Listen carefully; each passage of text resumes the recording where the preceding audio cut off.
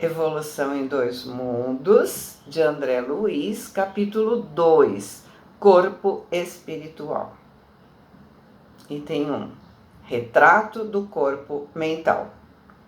Para definirmos de alguma forma o corpo espiritual, é preciso considerar antes de tudo que ele não é reflexo do corpo físico, porque na realidade é o corpo físico que o reflete, tanto quanto ele próprio, o corpo espiritual retrata em si o corpo mental que preside a sua formação. Do ponto de vista da constituição e função em que se caracteriza na esfera imediata ao trabalho do homem após a morte, o veículo físico por excelência é o corpo espiritual, com sua estrutura eletromagnética, estrutura que está baseada na energia, na eletricidade e no magnetismo.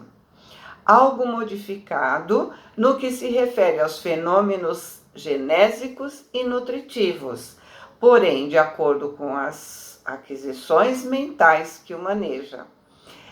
Por que essa modificação? Porque o corpo não se alimenta mais e nem se reproduz. O corpo mental atua sobre tudo. André coloca uma nota dizendo: o corpo mental, assinalado experimentalmente por diversos estudiosos, é um envoltório sutil da mente e que por agora não podemos definir com mais amplitude e conceituação, além daquela com que tem sido apresentado pelos pesquisadores encarnados, e isso por falta de terminologia adequada no dicionário terrestre. Todas as alterações que o perispírito apresenta, depois do estágio berço-túmulo, se verificam na base da conduta espiritual da criatura que se despede da estrutura terrestre, ou seja, do corpo de carne, para continuar a jornada evolutiva nos domínios da experiência. Portanto, está claro que ele, o perispírito, é santuário vivo em que a consciência imortal prossegue em manifestação incessante, depois da morte do corpo físico, formação sutil constituída em recursos dinâmicos, extremamente porosa e plástica, em cuja tessitura as células, noutra faixa vibratória, à face do sistema de permuta visceralmente renovado, se distribuem mais ou menos parecidas com as partículas coloides. Que são partículas coloides? Os coloides são misturas que a olho nu aparentam um aspecto de solução, ou seja, uma mistura homogênea. No entanto, ao detalhar a mistura, utilizando-se um microscópio, por exemplo, a gente verifica que se trata de uma mistura heterogênea. No nosso cotidiano, temos contato com inúmeros produtos que são coloidais. Por exemplo, o leite, a fumaça, a neblina, o sangue, cremes hidratantes e outros tantos, né? Em alguns produtos, há ainda a recomendação para a gente agitar antes do uso. Isso para que as partículas coloidais se unam. Então, ele falou para a gente o quê? A face do sistema de permuta visceralmente renovado se distribuem mais ou menos parecidas com as partículas coloidais, com a respectiva carga elétrica, comportando-se no espaço segundo sua condição específica e apresentando estados morfológicos conforme o campo mental a que se ajusta. Então vamos lembrar André Luiz lá no nosso lar, descrevendo que tinha fome, cabelos e unhas compridas, roupa rasgada.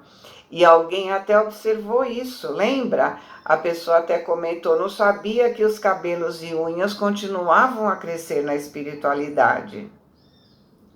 E aí está a explicação. Por quê? Ele se sentia vivo, mas ele não tinha noção do que era estar vivo na espiritualidade. Então ele pensava, faz tempo que eu estou aqui. tô com a mesma roupa, deve estar toda rasgada, né? Faz tempo que eu tô aqui, não lembro de ter cortado o cabelo, tal, então minha unha tá comprida, meu cabelo tá comprido. E imediatamente o que acontecia? Plasmava. Não é a mente que faz tudo? Ele plasmava. Olha o que ele diz no primeiro parágrafo. O corpo espiritual retrata em si o corpo mental, que preside sua formação. Então, André Luiz nos esclarece que o perispírito possui propriedades naturais que são compostas por células sutis vibrando em outra faixa vibratória, ou seja, vibrando na faixa que a mente condiciona. Item 2. Centros vitais. Estudado no plano em que nos encontramos na posição de criaturas desencarnadas, o corpo espiritual ou psicossoma, ou seja, o corpo da alma, é, assim, o veículo físico relativamente definido pela ciência humana, com os centros vitais que essa mesma ciência, no entanto, não pode pesquisar e reconhecer. Então, você já ouviu falar que é em centro de força? Tem alguma ideia do que significam e como elas agem no nosso organismo? Para entender essas funções, nós temos que primeiramente saber o que são plexos e centros vitais, ou seja, centros de força. Plexos estão situados no corpo físico, são agrupamentos de músculos, nervos e vasos sanguíneos do organismo humano. Centros de força estão localizados no perispírito. Eles trabalham em ligação com os plexos do corpo físico. São receptores e transmissores de energia cósmica e espiritual. Eles alimentam o metabolismo perispiritual. A palavra chakra é originária do sânscrito e significa roda. André Luiz utiliza o termo centros vitais porque estão ligados aos órgãos do corpo físico, interferindo em seu funcionamento e, consequentemente, em nossa saúde. São responsáveis ainda pelo intercâmbio com o plano espiritual, na troca de energias e na comunicação mediúnica. Jorge Andréas, no livro Forças Sexuais da Alma, disse que vários estudos têm mostrado a existência no perispírito de discos energéticos, chakras, como verdadeiros controladores das correntes de energias centrífugas, ou seja, do espírito para a matéria, ou centrípetas, da matéria para o espírito, que aí se instalam como manifestações da própria vida. Esses discos energéticos comandariam, com as suas superfunções, as diversas zonas nervosas e, de modo particular, o sistema neurovegetativo, convidando, através dos genes e códigos genéticos, ao trabalho ajustado e bem organizado da arquitetura neuroendócrina.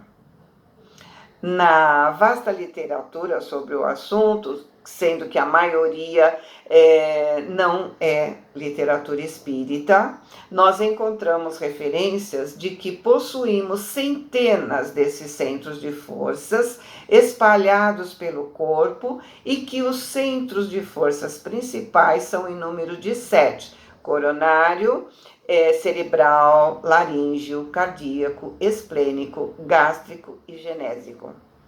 Nosso padrão vibratório determina a saúde dos nossos centros de força. Se um desses centros diminui, o fluxo de energia fica impossibilitado.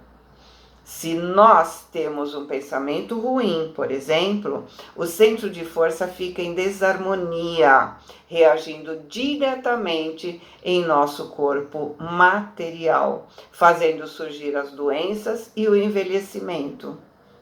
Seria interessante assistir a palestra do Dr. Sérgio Felipe sobre as glândulas e sobre os chakras. Eu coloquei na playlist desse livro, tá? E aí, né, voltando, o André continua. Nos centros vitais, possuímos todo o equipamento de recursos automáticos que governam os bilhões de entidades microscópicas a serviço da inteligência, nos círculos de ação em que nos demoramos, recursos esses adquiridos vagarosamente pelo ser em milênios e milênios de esforço e recapitulação nos múltiplos setores da evolução humana. É assim que, regendo a atividade funcional dos órgãos relacionados pela fisiologia terrena, nele identificamos o centro coronário, instalado na região central do cérebro, sede da mente, centro que assimila os estímulos do plano superior e orienta a forma, o movimento, a estabilidade, o metabolismo orgânico e a vida consciencial da alma encarnada ou desencarnada, nas linhas de aprendizado que lhe corresponde ao abrigo planetário. O centro coronário supervisiona ainda os outros centros vitais que obedecem ao seu impulso procedente do espírito, assim como as peças secundárias de uma usina respondem ao comando da peça motor, peça principal, né? De que se serve o tirocínio, ou seja, a inteligência do homem, para concatená-las e dirigi-las.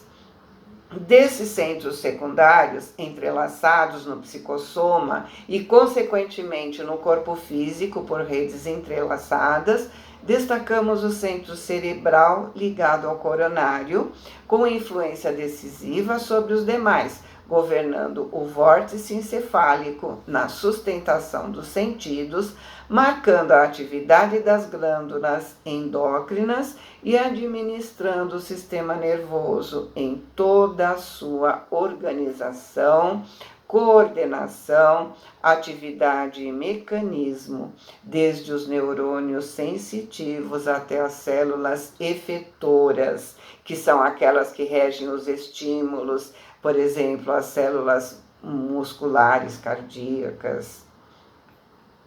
O centro laríngeo, controlando notadamente a respiração e a fonação. O centro cardíaco, dirigindo a emotividade e a circulação das forças de base. O centro esplênico, lá no baço, determinando todas as atividades em que se exprime o sistema hemático, dentro das variações de meio e volume sanguíneo. O centro gástrico, que é o chakra umbilical, responsabilizando-se pela digestão e absorção dos alimentos densos ou menos densos, que de qualquer modo representam concentrados fluídicos, penetrando-nos a organização. E o centro genésico, guiando a modelagem de novas formas entre os homens ou o estabelecimento de estímulos criadores com vistas a trabalho, a associação e a realização entre as almas. Então, é interessante assistir os vídeos do Dr. Sérgio Felipe sobre chakras. Também está lá na playlist. Item 3, centro coronário. Temos particularmente no centro coronário o ponto de interação entre as forças determinantes do espírito e as forças fisiopsicossomáticas organizadas.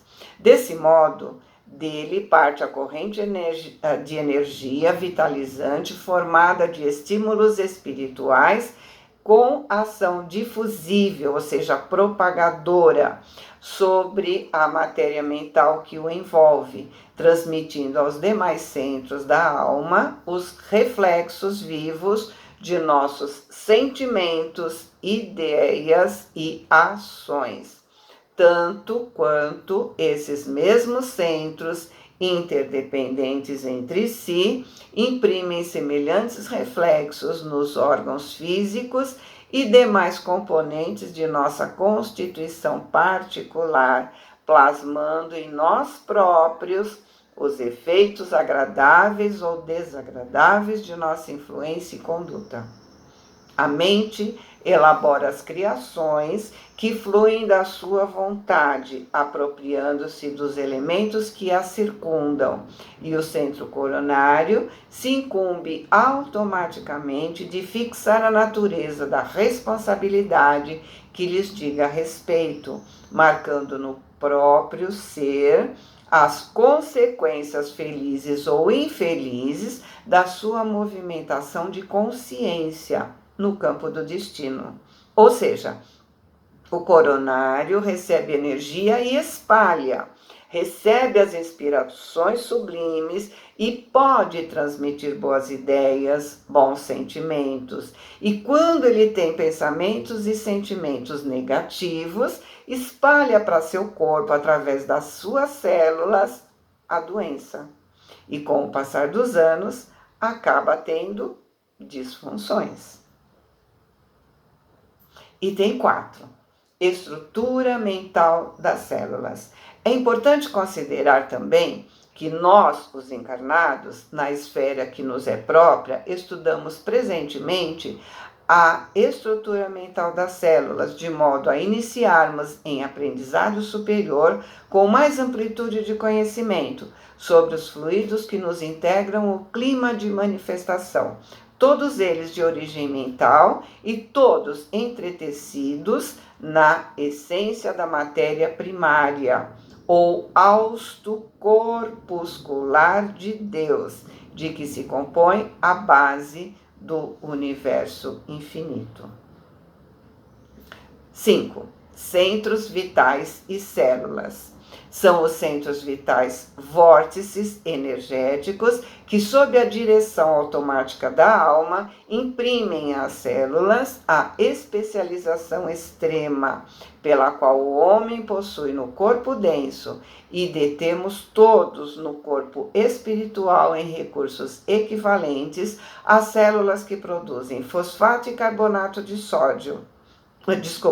Carbonato de cálcio, para a construção dos ossos, as que se distendem para a cobertura do intestino, as que desempenham complexas funções químicas no fígado, as que se transformam em filtros do sangue na intimidade dos rins e outras tantas que se ocupam da fabricação de substâncias indispensáveis à conservação e defesa da vida das glândulas, nos tecidos e nos órgãos que constituem nosso cosmo vivo de manifestação.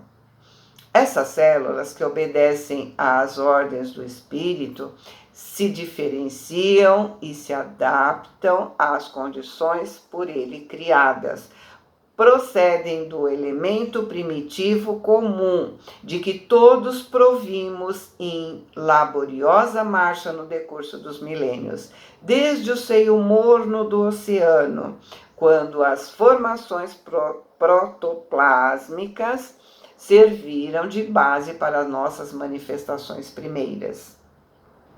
Tanto quanto as células individuais, a personalizar-se na ameba, ser unicelular que reclama ambiente próprio e nutrição adequada para crescer e se reproduzir, garantindo a sobrevivência da espécie no oceano em que respira, os bilhões de células que nos servem ao corpo físico, agora domesticadas na sua quase totalidade em funções exclusivas, necessitam de substâncias especiais, água, oxigênio e canais de exoneração excretória, ou seja, limpeza, né, faxina, para se multiplicarem no trabalho específico do nosso espírito, lhes traça, encontrando, porém, esse clima que é indispensável às células na estrutura aquosa de nossa constituição fisiopsicossomática, ou seja,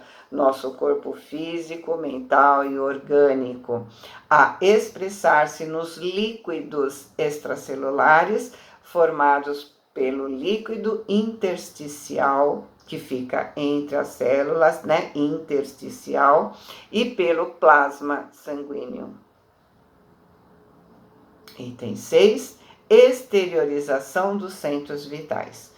Observando o corpo espiritual ou psicossoma desse modo, em nossa rápida síntese como veículo eletromagnético, como o próprio corpo físico comum, reconheceremos facilmente que, como acontece na exteriorização da sensibilidade dos encarnados, opera pelos magnetizadores comuns, os centros vitais a que nos referimos são também exteriorizáveis quando a criatura se encontre no campo da encarnação, fenômeno esse a que atendem habitualmente os médicos e enfermeiros desencarnados, durante o sono vulgar, o sono comum, no auxílio a doentes físicos de todas as latitudes da Terra, plasmando renovações e transformações no comportamento celular, mediante intervenções no campo espiritual, segundo a lei do merecimento. Recursos esses que se popularizarão na medicina terrestre no grande futuro. Ele está lá no outro século, né? Lembra? Então, já vimos que isso está acontecendo nas cirurgias espirituais. As energias são colocadas no duplo etéreo e esse modela nossas células, fazendo as modificações necessárias, desde, é claro, que haja merecimento. Também vimos em livros anteriores que os espíritos amigos atuavam sobre os encarnados durante o sono, de modo que eles acordavam acusando melhoras. Item 7. Corpo espiritual depois da morte. Em resumo, o psicossoma é ainda o corpo de duração variável segundo o equilíbrio emotivo e o avanço cultural daqueles que o governam, além do corpo físico, apresentando algumas transformações fundamentais depois da morte carnal, principalmente no campo gástrico, pela diferenciação dos alimentos de que se provê, e no centro genésico, quando a sublimação do amor, na comunhão das almas que se reúnem no matrimônio divino das próprias forças, gerando novas fórmulas de aperfeiçoamento e progresso para o reino do Espírito. Esse corpo que evolui e se aprimora nas experiências de ação e reação no plano terrestre e nas regiões espirituais que lhe são fronteiriças, é suscetível de sofrer alterações múltiplas com alicerces da adinamia, ou seja, fraqueza, proveniente da nossa queda mental no remorso. Então, sentimentos negativos enfraquecem. Ou na hiperdinamia, excitação, agitação, impostas pelos delírios da imaginação a se responsabilizarem por inúmeras disfunções da alma nascidas do estado de hipo e hipertensão no movimento circulatório das forças que mantêm o seu organismo sutil e pode também se desgastar na esfera imediata, a esfera física, para que nela se refazer através do renascimento, segundo o molde mental preexistente, ou ainda se restringir a fim de se reconstituir de novo no vaso uterino para a recapitulação de ensinamentos e experiências de que se mostre necessitado, de acordo com as falhas da consciência perante a lei. Então, aqui entendemos por que algumas crianças nascem com problemas genéticos, nascem com mutilações, com doenças em determinados órgãos, porque o molde foi adulterado, ou seja, pelos erros cometidos, modificamos o perispírito e o novo corpo vem com essas modificações. Pessoas que cometem excessos renascem com órgãos comprometidos para que elas aprendam a valorizar ou para que sejam impedidos de cometerem os mesmos erros. A gente já viu isso em obras anteriores, né? A cada um segundo as suas obras. Já ouviram falar? Quais são os teus talentos? Ou ainda, colhemos o que plantamos. Outros aspectos do psicossoma, ou seja, do corpo espiritual, examinaremos quando as circunstâncias nos induzam a apreciar o seu comportamento nas regiões espirituais vizinhas da Terra, dentro das sociedades afins, em que as almas se reúnem conforme os ideais e as tarefas nobres que abraçam, ou segundo as culpas dilacerantes ou tendências inferiores em que se sintonizam, geralmente preparando novos eventos referentes às necessidades e problemas que lhes são peculiares nos domínios da reencarnação imprescindível. Então, André já deu alguns exemplos para nós. Nosso lar, a Mansão da Paz, Mansão Paz, né? No livro Ação e Reação, a Colônia do Gregório, que a gente acabou não sabendo o nome, mas lembra lá do livro Libertação, e outros tantos postos de socorro que a gente viu em obras anteriores, né? Resumindo, vamos para lugares afins. Ok? Pedro Leopoldo, 19 de janeiro de 1958. Boa semana, fiquem com Deus, amo vocês.